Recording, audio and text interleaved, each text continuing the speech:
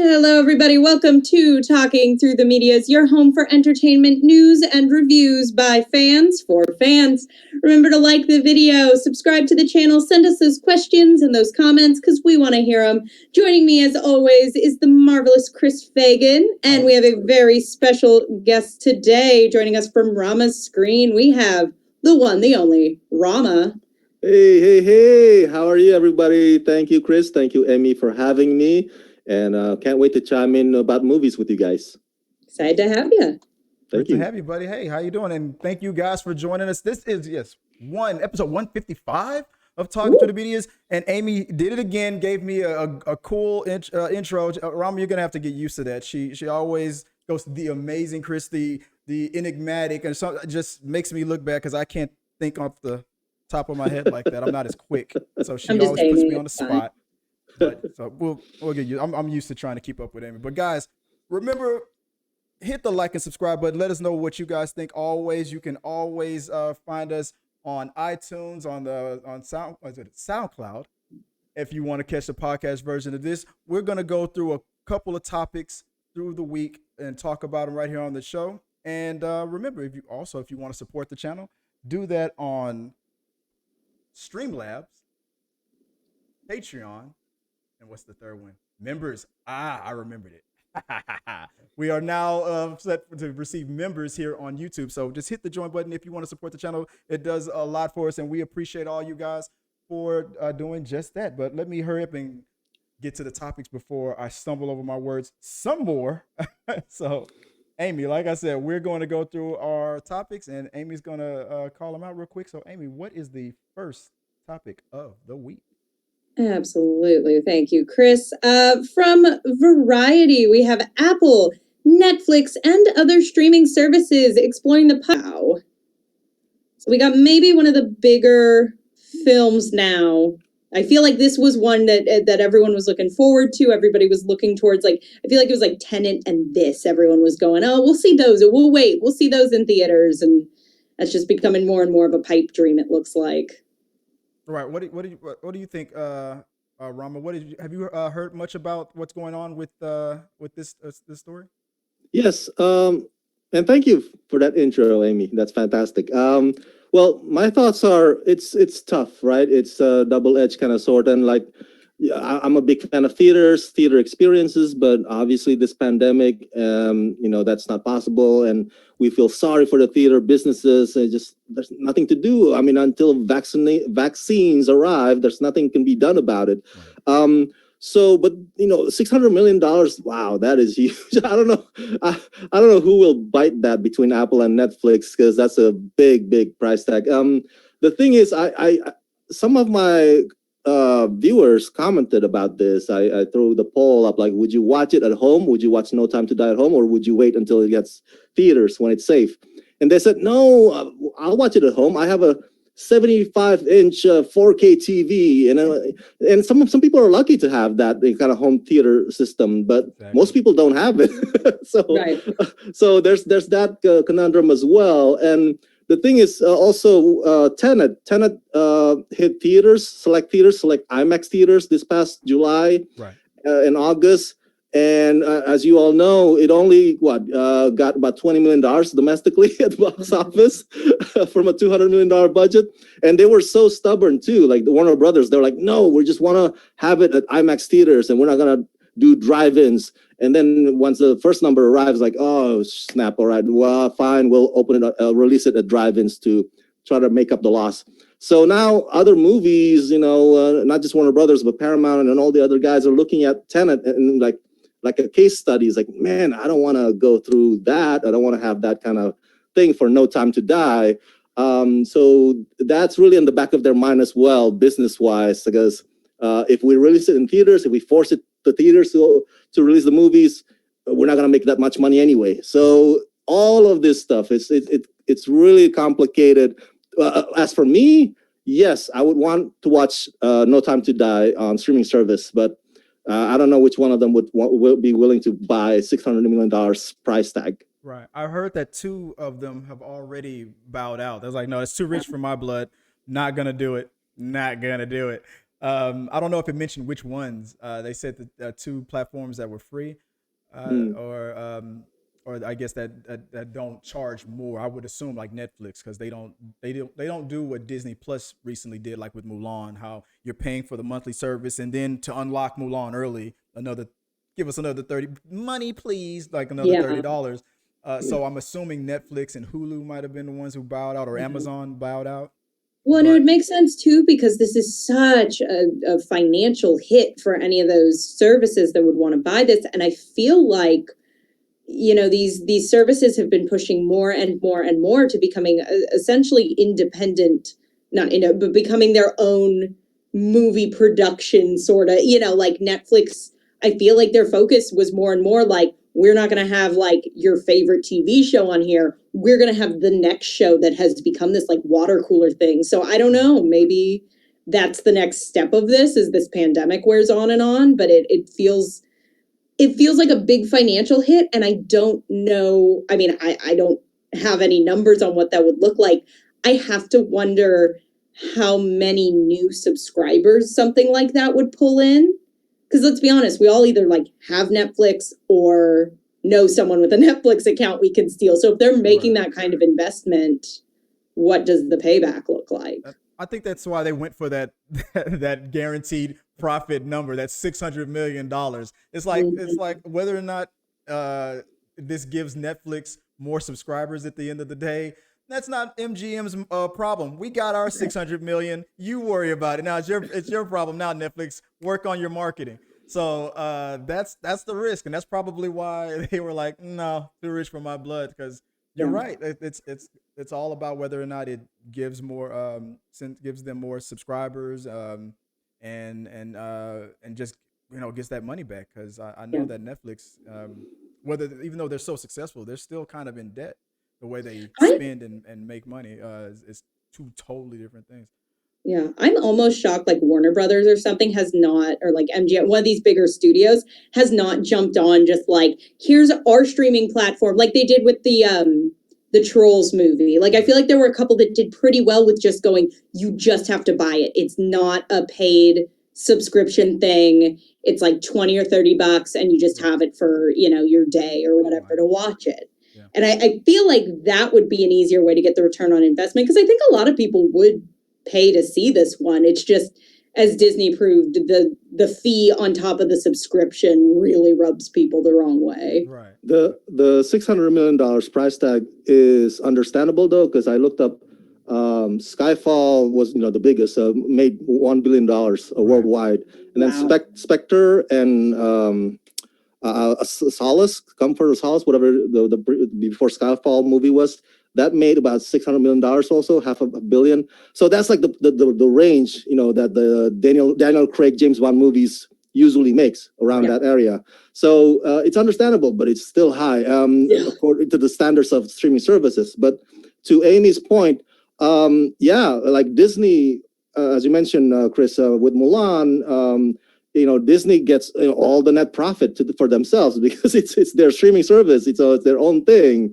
They don't have to, there's no strings attached to it. So if MGM had a streaming service and would like, hey guys, for $30 you can watch No Time to Die, they would not have to have like, hey, would you buy us? But would you buy our film for $600 million? They don't have to do that. Mm-hmm. That makes sense. Well, question is, guys, what do you guys think? Was the price too high? Do you think they should go for it? Do you think that the MGM should just wait it out and just take this as a sign? Let's just wait until things calm down. Maybe the numbers of the pandemic will go down, and maybe the theaters will open up again. Let us know what you guys think, and as always, we will put that in the box and talk about it possibly on We Got Your Mail. So, Amy, without further ado, what's the next topic?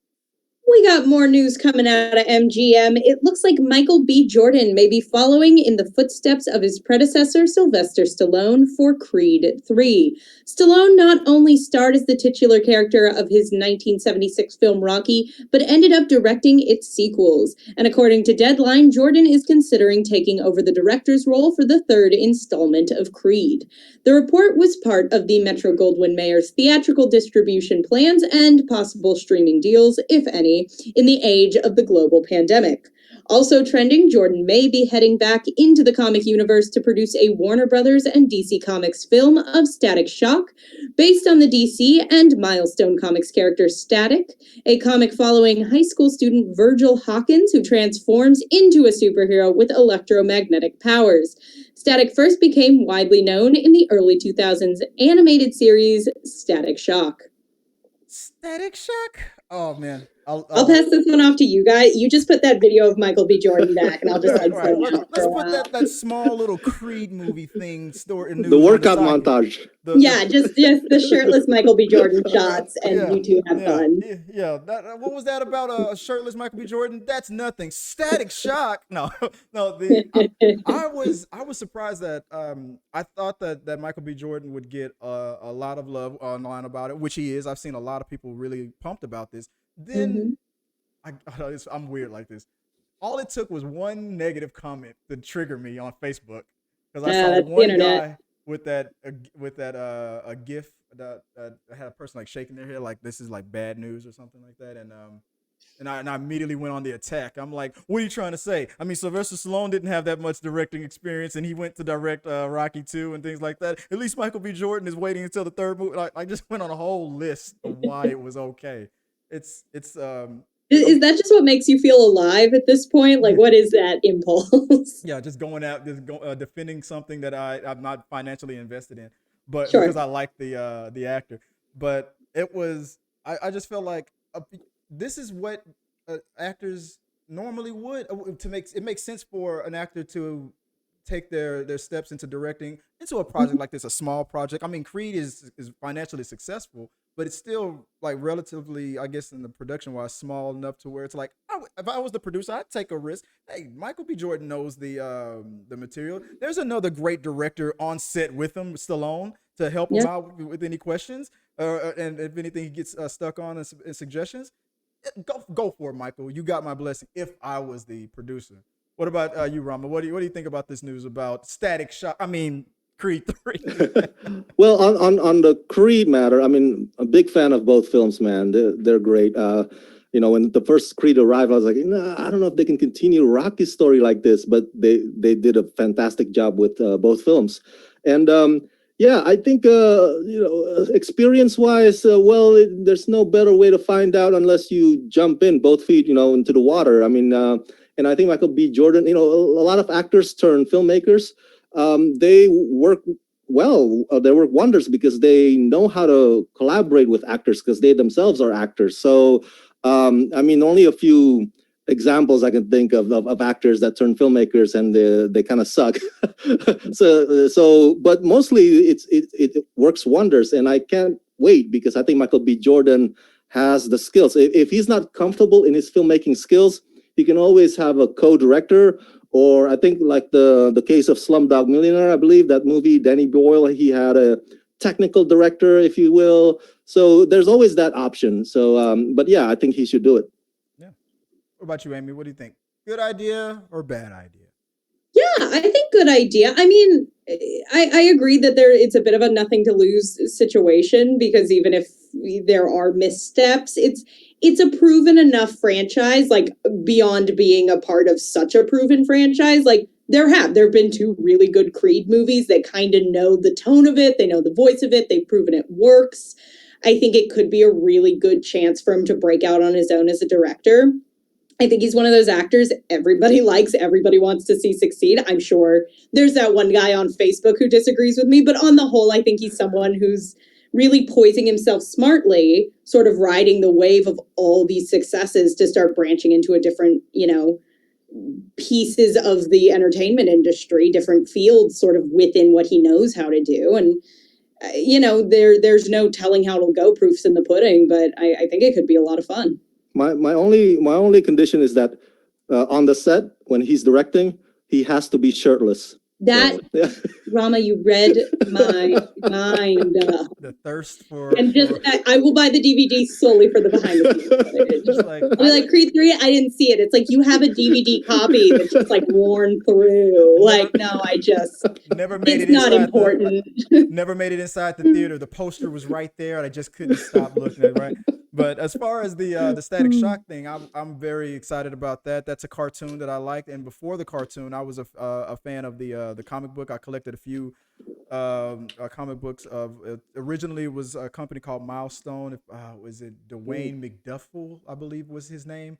Well, a couple of years ago he passed away. He died of cancer. The man who invented those characters. He started a company called Milestone Comics. He wanted a comic book that had all black superheroes and storylines, and that was the main focus. And then DC purchased it. They worked together, and Dwayne did a lot of great work with DC. He became their head writer, if I'm not remembering that incorrectly, and wrote a lot of great cartoon film movies for DC for Warner Brothers, and their storylines in the comic book world, and I think he would be happy to see a person like Michael B. Jordan help with that project. Milestone Comics and DC, I wish they would have done more with those characters a long time ago. Static is their Spider-Man, their breakout star. That's the one that gets the most attention, the ones that people know the most of. But there's a lot of great stories there in Milestone. So I'm just curious to see what happens with that.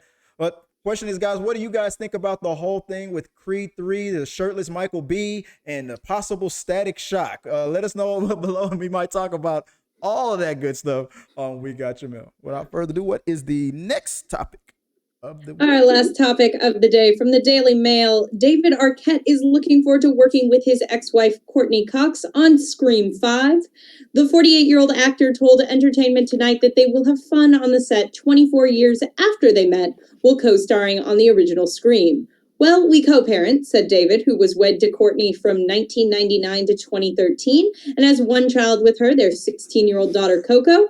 So we're in touch quite a bit. It's great. In July, Courtney Cox confirmed her casting on the movie sequel, posting a picture of Ghostface on Instagram. I can't wait to see this face again, the actress wrote over a clip of a white mask. She added the hashtag for Scream movies. So there we go, Scream 5. Honestly, in the world of horror movies, pretty low movie count, to be honest. That's true. Oh, you mean I've been watching a bunch of Halloween horror movies for Halloween, and I keep being like, "Oh, this one's so good," and someone's like, "Have you seen the 12th one? The 11th one's trash, but the 12th one's great." I'm like, I cannot do this. Nightmare on Elm Street 38 wasn't as good as 33. Right. It's like, well, okay, you have to see the return, the remake, where they Freddy's not in it, but it's still pretty. I'm like, this is too much. I liked the one. It was great. Jason Goes to Space. Really happy, ladies and gentlemen. What do you think, Rama? What do you think about Scream 5, the Staying Alive version? On the point of David Arquette and Courtney Cox, I think that's sweet and lovely that, that they could still get along. I mean, why not, right? I mean, if you could still make it work on the set and make it work for the screen, go for it. Go for it. A lot of divorce. I'm calling it right now. They're getting back together. That would be quite the prediction. No, you're the less dramatic. I feel like it's how with Jen Aniston and Brad Pitt, everybody's like, what if? They're the B plot. Now, to the movie itself, I had this discussion with my friends. They're like, oh no, another Scream. Because, we had this, I don't know about you guys, but I remember Scream 4 wasn't really that good. That was the last movie that Wes Craven directed before he passed. So yeah, it kind of left a bitter aftertaste in our mouths a little bit. But the way I see it is I look forward to it. If not for the reason of hey, these guys, David Arquette, Neve Campbell, and Courtney Cox, this is what they got. It's I saw Neve Campbell in that movie, Disney Plus movie Clouds. I'm like, wow, Neve Campbell, where has she been? Because, you don't know her other than the Scream movies. So this is how the franchise that keeps them going as actors, kind of like the Fast and Furious, no matter what you think about it, that's all that they got. And why not, if they can get employed for 20 times. So I'm all for it. That would be interesting if the Scream franchise takes a Fast and Furious route where it started off with one tone and then they include The Rock and now it's going into outer space and stuff. And Yes. Scream somehow finds a whole new audience where it turns into the movie within the movie, like Stab. Have you noticed? Yep. Have you watched those Stab movies inside Scream? It's totally ridiculous in comparison to the ridiculous stuff that we're watching on ourselves. I feel like something weird is gonna happen. Not just David Arquette and Courtney Cox getting back together. Put it in the bank. This is a love story in the making, folks. It's happening. But maybe their daughter Coco like is parent trapping this. Like exactly. what if Like Ghostface Killer got our parents together. Honestly, hold on. This is that's what Scream 5 needs to be about. What do you is think? Ghostface like is sad and like it's a whole meta plot. I'd watch it. I would. Sad Face Killer wants Officer Dewey and Gale to get back together. That should be the plot. I would watch that. Hollywood, are you listening? That's there's a whole other thing I'm going to get into it, but a little bit later. And I incorporated it on the We Got Your Mail version of this. So let's go into that right now, guys. So for this topic with Courtney Cox and David Arquette working together again on Scream 5s, let me know what you guys think. Put it in the box, and we'll probably talk about that on We Got Your Mail. We always save a extra We Got Your Mail for the end of the show. And guys, how can you contribute to We Got Your Mail? Well, you just put it in the box, like I'm always saying. You can go to t3medias.com/contact. And write out you can send us a trending topic you want us to talk about on the show, or just a question, comment, concern, and we'll address it right here on the main show. Maybe we'll address it on the weekend for the We Got Your Mail show, or you can talk to us at t3medias.com on social media. And I didn't get the graphic up, but I'm going to start with you, Rama. You said that there was a topic that came up that you have on your end. If you want to share that with us. I don't know how to bring it up on the screen though. I apologize. Oh, I can pull it up real fast. Oh, okay, yeah. If you want, I can because I meant to try to get it up, and of course, at the last second there was all these hiccups. But basically, on one of your videos that you did about it was a review on Netflix Blood of series Zeus. Blood of Zeus, the Netflix series and animation. You got a comment. Well, I think the main comment, if I'm not reading this incorrectly, came in from a Flash Arrow 92 who says, I just took a look at the IMDb credits. This isn't anime. It wasn't made in Japan. There weren't even any Japanese people on the animation or the writing team. And then you responded to him and you said, yep, exactly. And Netflix touted it as their anime series anyway. And you gave them a link, but what was going on there with that? So Netflix has this new anime series called Blood of Zeus, based on Greek mythology, and they animate. I mean, Netflix touts it as anime, like it's in the preview, it's in the everything poster, whatever you call it, marketing anime, Netflix original anime series. But people are like, this is not anime because it's not made by Japanese animators or Japanese animation company. Right. And I looked it up. Yes, it's made by Powerhouse Animation Studio, which has done animation for Castlevania, which is based on a Japanese video game. So it's this ongoing debate apparently that I don't know about, if something like Aang, Avatar, The Last Airbender, is like, if it's not, Japanese root, or like this one, Blood of Zeus, if it's not Japanese root, can we actually call it anime? And somebody says like, well, because it has that style, you can call it anime influence, and not necessarily anime. Some people are purists. Right. So, I get that, fans are like, are purists too sometimes, like me. I only like Christopher Reeve. I don't like Henry Cavill as a Superman. Some people are like that. No. Exactly. So I just want to know what your thoughts are on this. You guys, if you do you think anime should be more flexible or fluid in its definition or how people perceive it? Amy, as a hardcore anime junkie, what would you say first? Sure. I was about to there's so many jokes. I was like, I don't want to get angry letters from anime fans. No, I'm not necessarily an anime person. I feel like I grew up watching sort of Americanized, dubbed versions of some anime stuff. And I think it comes down to like what it does a lot of times with art of sort of how do you draw that distinction of like, is this a cultural thing? Is this a nationality issue? Is this, it gets into the whole cultural appropriation question of like, but I think when it comes down to something that is based in like an artistic style, like something like Avatar, I would consider something heavily sort of drawing from anime style, Right. but I wouldn't call it an anime. Exactly. Okay. I agree with that. I think that's where the line, like, I do think if it's not at least Japanese in origin in some way, Right. And for I my think, like you said, Rama, personal line, this had no but then you animated. get into like marketing where it's like, that doesn't sound as snappy on a poster. Right. If Netflix, like that's my personal distinction, but I also understand why Netflix isn't going to go, our anime inspired show, but do they get to call it an anime? I don't know. That's definitely a gray area. It sounds like it would be anime inspired. Anime And- inspired Yeah. more that's what it sounds like to me. I like some anime movies, some of the old school ones, but I can see it both ways. But I'm leaning more towards probably the purists, I guess. You have to if their argument kind of makes sense. I mean, if it's anime influenced, and I guess maybe they could have put something like that in the marketing of it, anime influence, but to call it a straight up anime, this is definitely an anime. I can see both sides of the argument. So I guess anime style would be what I would go with. Would be a good thing.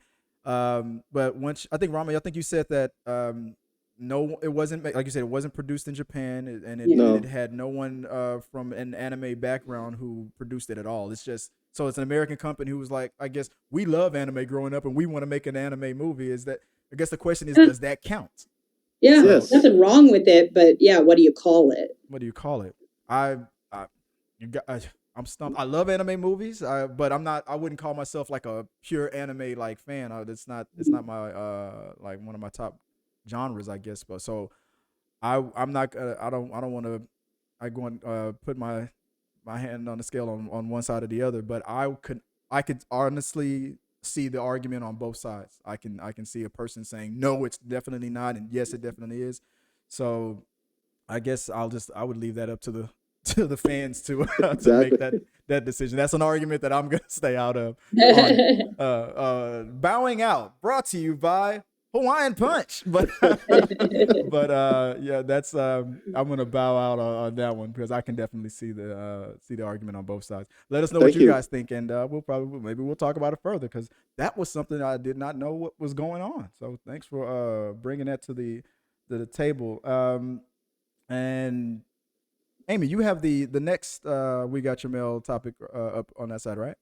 Yeah, just bouncing off of that discussion of the upcoming Scream movie, Die Yuppie Scum 91 says Sydney's story as a protagonist has gone far as it can possibly go, and then some. Time for her to die. Crazy idea. Make Sydney the killer in part 5, killing one of the other two, and have her die at the end. 4 movies worth of trauma can really screw someone up. I don't hate it.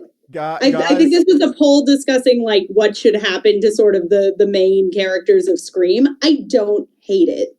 I didn't. This was not going to be the We Got Your Mail for the show until this came in literally like an hour or so before the show started, and the second I saw it, I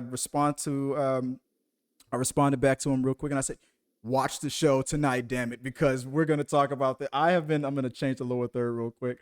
I have been saying this same exact thing since Scream 3, definitely Scream 4. I thought it made sense. Let me just do this real quick. I thought it made a lot of sense that Sydney could have snapped and finally was like, you know what? I'm not going to be a victim anymore. I'm going to start this trouble myself, I guess, or maybe Gail. I guess it would make more sense. I guess people would think Gail would be the one to do it, so she can have her name out there and be famous again. But I would think if they went this route, I would think that it would definitely be Sydney because Gail seems like she really took on that whole hero role, and I think she enjoys that more. I think if anybody's gonna snap, I think Sydney would be the one that would be justified if she snapped.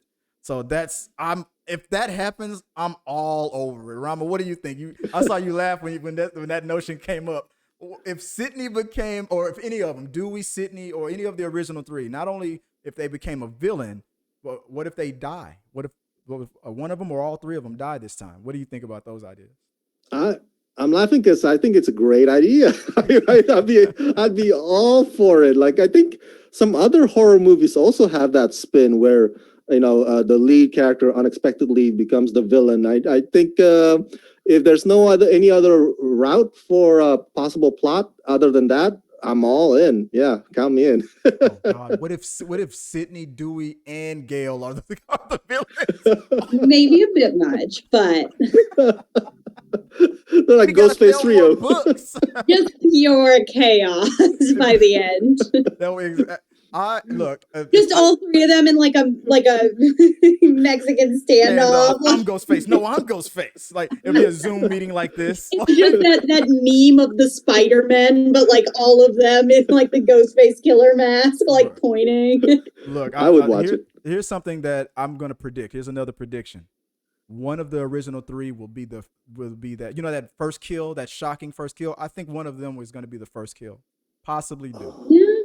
I think if you want to shock the Scream fans, one of the original three should be the very first kill. Speaking of which, did you see that viral video by Drew Barrymore imagining what it would have been like if her character survived that beginning scene? If her character survived being gutted. Okay. It was funny. It was really funny. I think she ghosted Ghostface, right? If I'm not mistaken. Yeah, something like that. Yeah.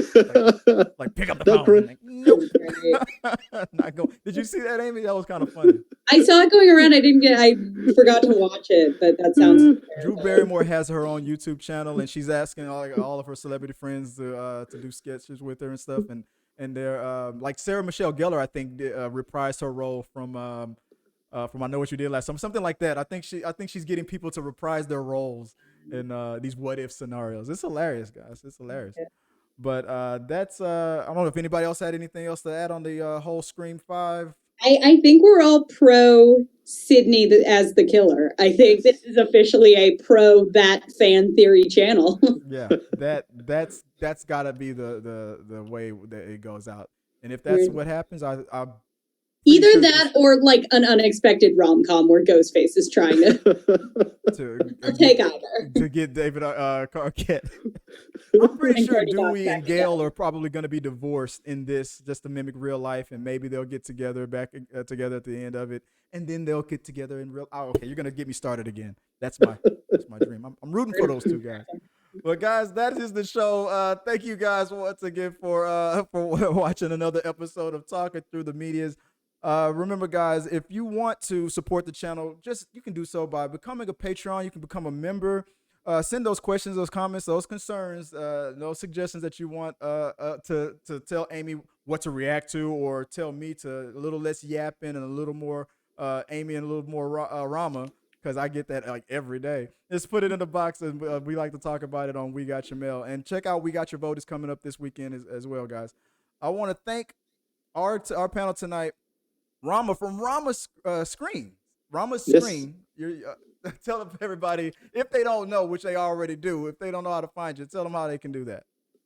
Well, you can find me at my YouTube channel, youtube.com/ramascreen1, or you can follow me on Twitter at ramascreen. And so I do reviews, I interview celebrities, and I do editorials as well. So, yeah.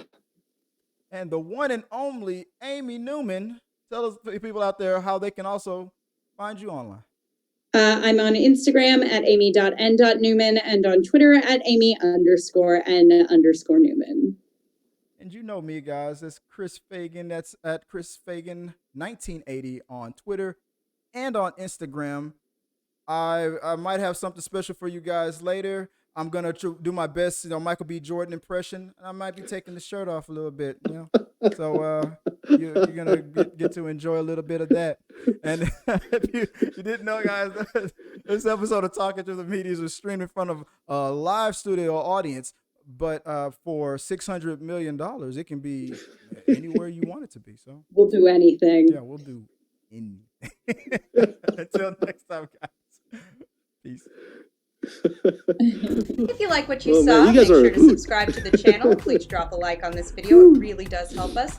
Also, don't forget you can turn on notifications so you don't miss a single review, react, why is that trending, or we got your mail.